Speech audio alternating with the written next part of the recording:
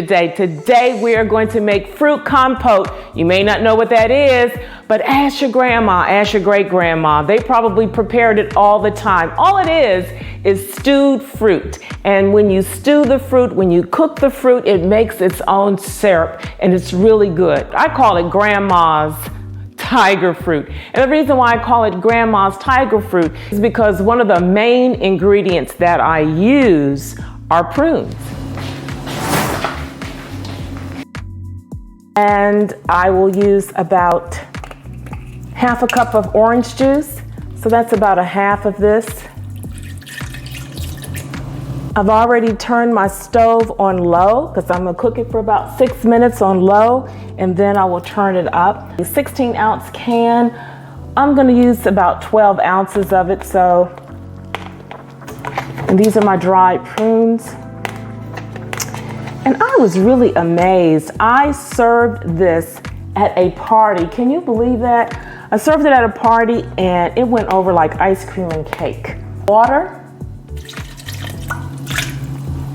Another ingredient that I will use are fresh oranges. I'm gonna cut up these segments of fresh orange, and I want the flesh part of the orange to be seen when I cut it up in segments and not so much that white part. Now for another recipe, my citrus concoction, I want that white part up under the orange and up under the lemon and up under the grapefruit because you have a lot of good health properties. The orange, and I have these dark prunes, and that's why I call it a tiger. It's like orange and the dark prunes. Sliced one orange.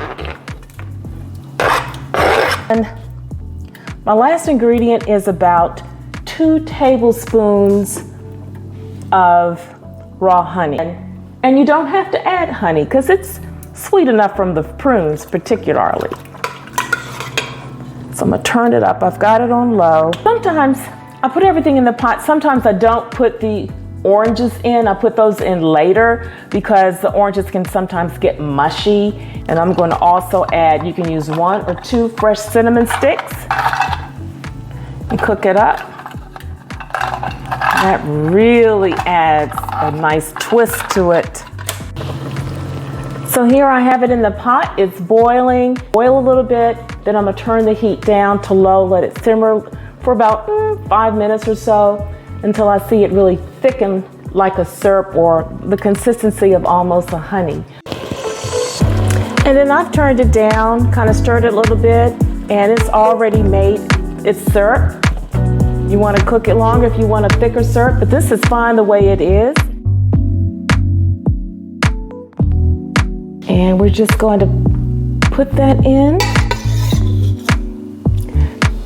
because this is going to be a part of my dinner.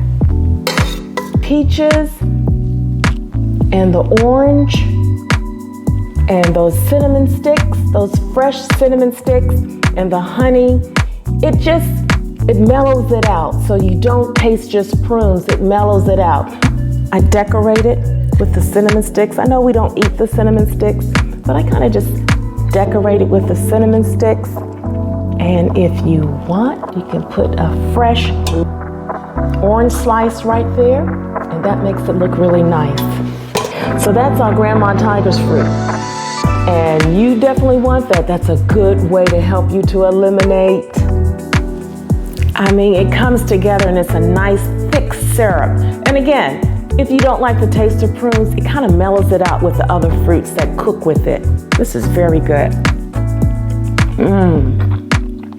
Magnificent. I even served this at a party. You think I'm crazy, don't you? But I did. And they ate it. And they kept wanting more. Like many of other people have problems with digestion of those beans, try 2 stalks of fresh celery. Chop it up, put it in with those beans, and it may make a difference for you. Just try it.